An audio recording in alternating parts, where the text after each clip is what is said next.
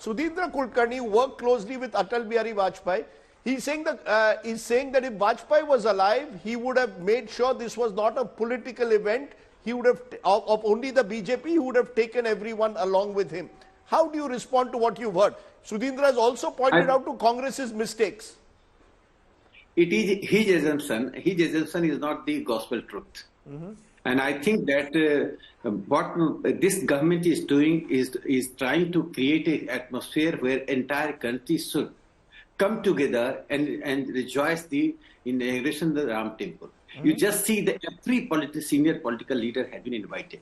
If you are not accepting the invitation, if you are not joining the Ram Temple movement, they have not joined the Ram Temple movement. They rejected the Ram Temple. They stood for the Babri Mosque.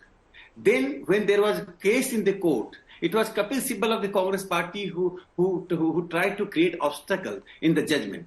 When the judgment came, they accepted it in compulsion. Acceptance by compulsion, acceptance by voluntarily acceptance. There is no passion when accepting the judgment.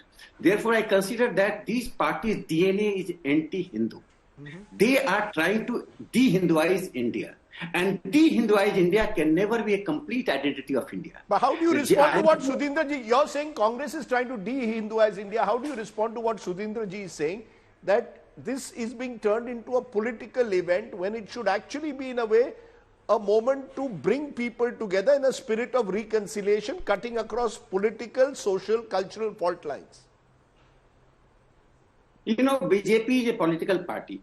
And as a political party, it supported the Ram Temple led by Vishnu person and his Hindu sons, Hindu Dhan sons. And no other party came to support except that time Shiv Sena, which now became they have de-Hinduized themselves by accepting the UPAs and this India Gathbandhan's politics and the spirit. What I am trying to tell that after BJP supporting, BJP has never thought in terms of the power, because it sacrificed 5 governments in Madhya Pradesh, Rajasthan, and several states on the question of that structure. Who stopped these parties to support? They are not accepting Bhagwan Ram as a part of India's identity. What Ram Manohar Lohia accepted, RJD is not accepting. What Ram Manohar Lohia ji defined Bhagwan Ram, they say that yes, Ram is part of Indian identity. Ram is everywhere except Ayodhya. You know, go to the villages. The villagers called Ayodhya as Ayodhya Ji. India is the only nation where people revere the place, plateau, and the forests. This tradition of Indian tradition should be accepted by these political parties. But pseudo-secularism, they don't allow them. Ask these pseudo-seculars. What happened in Mizoram? When Congress party and all other parties and their intellectual allies outside the party system, they don't object what they do in Mizoram. They get guidance from the church. Here, question is that there is a thin line between religion and culture. Indian tradition, Bhagwan Ram is accepted Maryada Purushottam. He's a Raja Ram where there's a Rajdhan. It has been well defined. And millions of Hindus in the past, present, and in future, the posterity would accept Ram as an ideal. You're saying therefore, in a way, you're saying that those who oppose this are pseudo-secular. Let me put a pause button for Yogendra Yadav.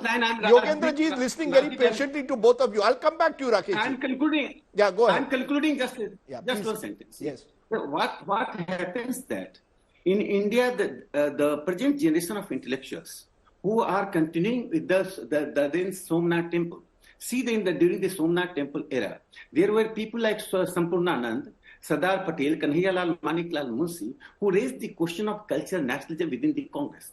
Now, there is no Sampurnanand, no Kanhaiyalal Munshi in the Congress. And their intellectual allies, most of them are semi-left and semi-Nehruvians. They are trying to push the country where there is no Hindu symbol, Hindu tradition, Hindu civilization, Hindu legacy. That's why the Indian party system is divided between the BJP and non-BJP party. BJP's stand is civilizational-based stand. Their stand is power-based stand. Okay. They see in the constitution of the war how the Muslim can be appeased.